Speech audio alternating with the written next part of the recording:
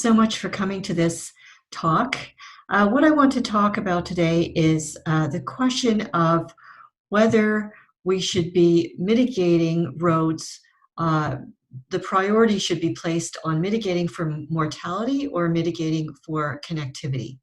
So the context of this is that most of, at least the expensive mitigations that we know about, there's a big focus on mitigating for connectivity.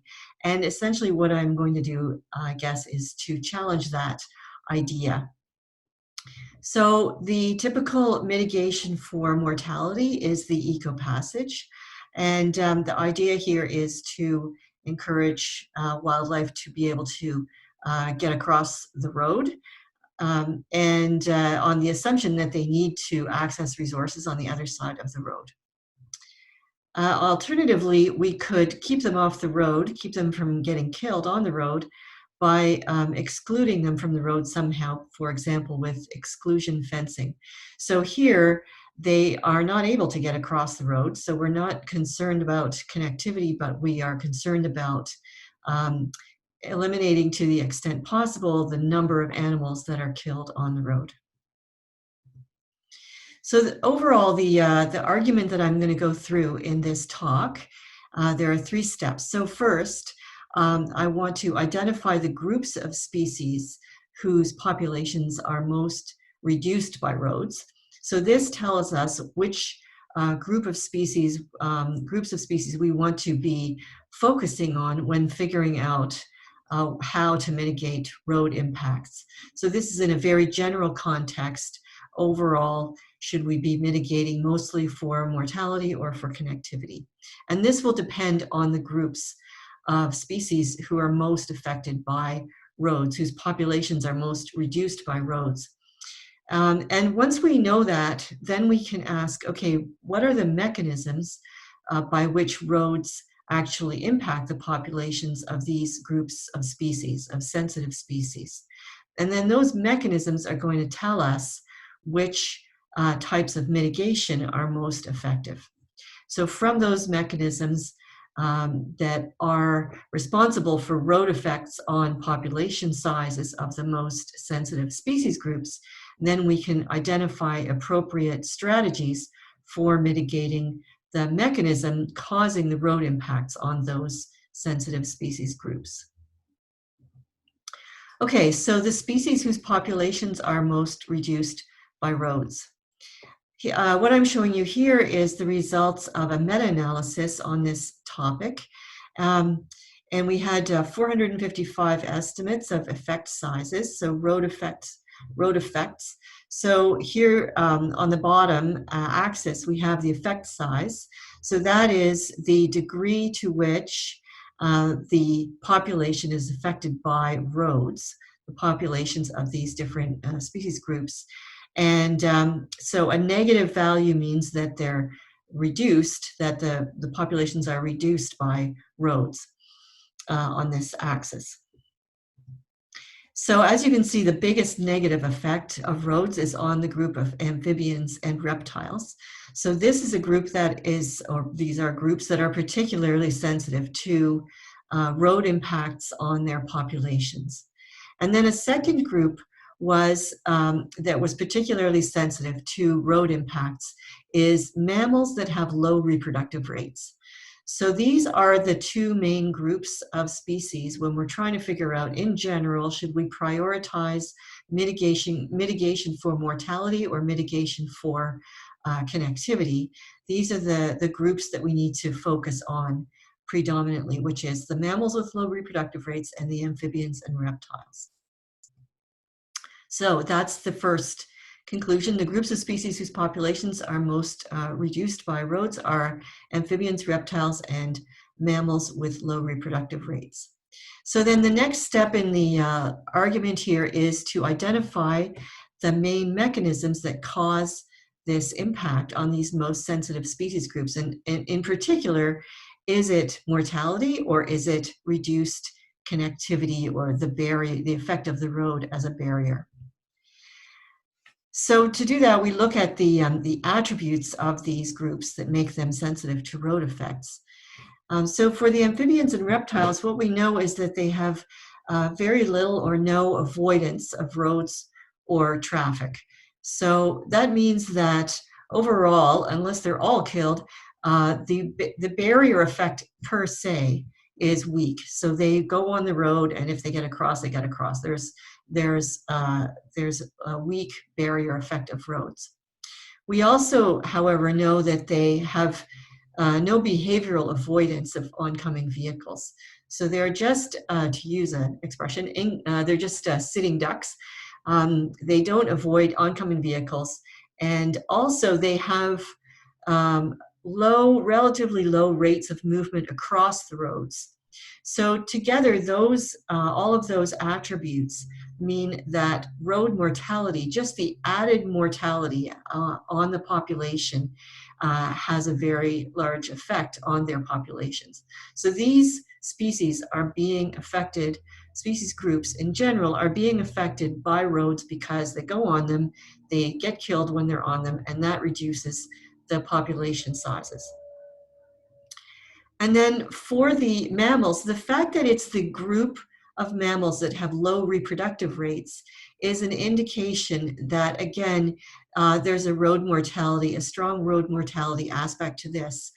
Because what it means is that if they have a low reproductive rate, the reason that has an effect on the population level effects of roads is it means that they can't compensate for the effects of road mortality. So this again points to mortality as the reason for the very strong negative effects of roads on mammals that have low reproductive rates. So not on mammals in general, but on that particular group of mammals. Okay, so we know the groups of species that are most sensitive to road effects in terms of their population sizes, and we can infer from their attributes that road mortality is the main mechanism causing these negative effects of roads on those populations. So then the next question is, okay, well, how do we mitigate? What are the appropriate strategies for mitigating the mechanisms, in other words, mortality, caused by the roads on these sensitive species groups? So this is the question, do we want to do eco-passages or exclusion fencing? Well, eco-passages, at least by themselves without any exclusion fencing, do not keep animals off the roads.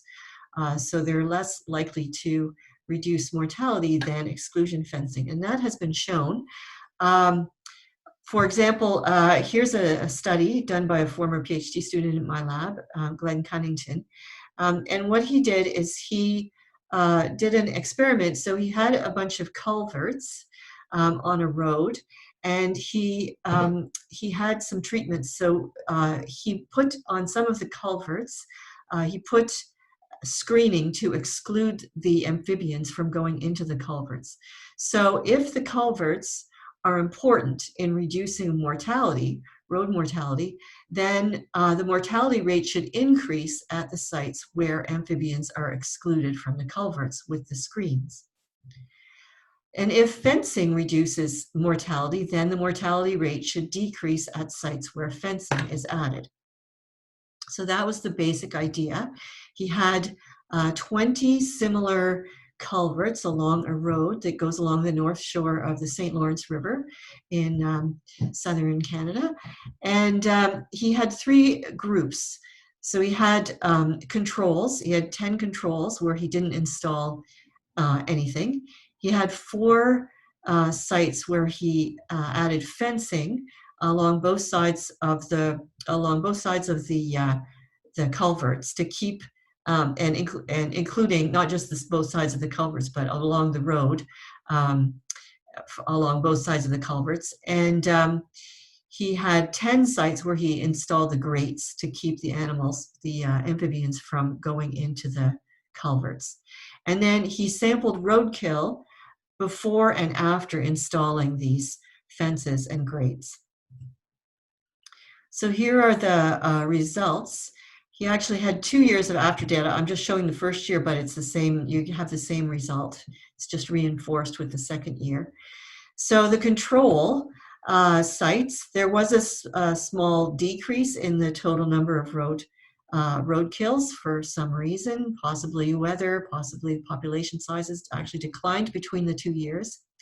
But there was a much stronger decrease in roadkill at the sites where the fencing was installed. So the fencing definitely reduced the amount of roadkill of amphibians compared to the controls, whereas the screening did not significantly increase the amount of roadkill relative to the controls. So the inference for that is that the culverts by themselves are not effective at reducing roadkill, but fencing is. And this is confirmed in a meta-analysis, first author Trina Rutwinski on this study, a meta-analysis looking at the effectiveness across all the literature that we could find, effectiveness of different mitigation measures on reducing road mortality. So we had 75 estimates in this case, and the y-axis here is the percent of roadkill decrease recorded. So this is a positive value here means that there has been effective mitigation because there's been a decrease in roadkill before due to adding whatever the mitigation is. So what we found was, just like in Glenn's study as an example, that where you have fencing or where you have eco-passages and fencing, you get a decrease in roadkill. But where you have only eco-passages, you don't get a decrease in roadkill. So we need to have something. In this case, the only data available were for fences, but you need to have something that actually keeps animals off the roads, so blocks them from going onto the roads. So how do we actually do that, keep animals off the roads? Well, this type of fencing here is becoming more and more common, and it's effective for things like moose and deer, but those actually are not species that are in the group of species whose populations are sensitive to roadkill. So the question is, how do we keep these species, the amphibians, reptiles, and the mammals with low reproductive rates, how do we keep them off of the roads? So there's been various examples of fencing for small animals, the characteristics that are needed, small animals like reptiles and amphibians. The necessary characteristics are to have a lip at the top that faces away from the road, so that keeps animals from climbing over the top of the fence. You have to have a very small mesh to keep small frogs and snakes from going through the fence. And the bottom of the fence has to be buried in the earth to keep the snakes and so on from going under the fence. So those are the three main attributes that are really important for the small, for the amphibians and reptiles, the smaller animals.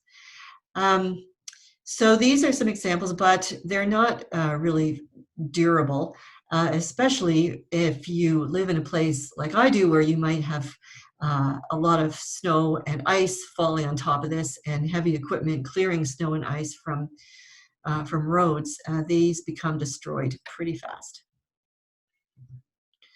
So an alternative is to make a fence, in quotes, but make it out of something durable like concrete. So for example, you have a concrete wall here. It has the three attributes. It has the lip at the top to keep the animals from getting on the road. It has it's obviously got a small mesh. It's solid, and it's the bottom is buried in the earth. This particular example is only fencing or a wall to guide animals to an underpass, but this type of thing could be applied along the side of the road, just like mitigation fencing is. And this is an example here, another example, but in this case, the whole roadbed has been raised a bit, And then there's been this wall put along the side of the roadbed, again with the lip to stop animals from climbing over the top. So even more, possibly more expensive, I guess, is to actually build the road elevated, so that would actually keep all of the amphibians, reptiles, and mammals with low reproductive rates, keeps them off the road altogether. So that would be a very effective way to reduce roadkill. Okay, so how do we decide where to put these measures?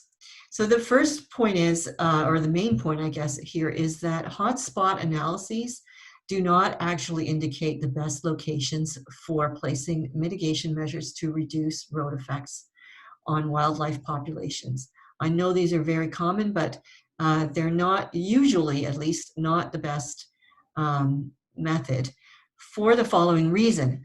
So let's say we have a population of frogs and there's two halves to it, and there's a small road with very little traffic that divides these two halves.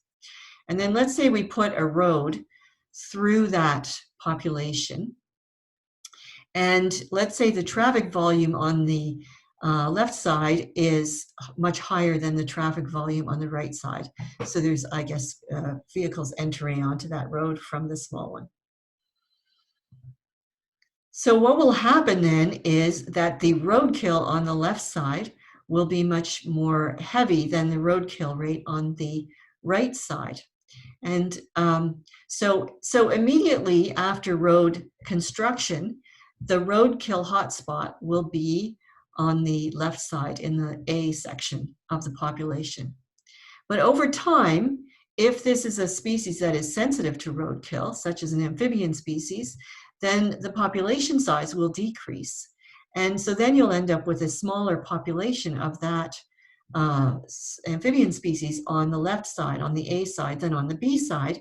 And so now if you don't have any actual roadkill data from immediately after construction, but you have roadkill data from now, then the roadkill hotspot will actually be on the right-hand side, on the B side.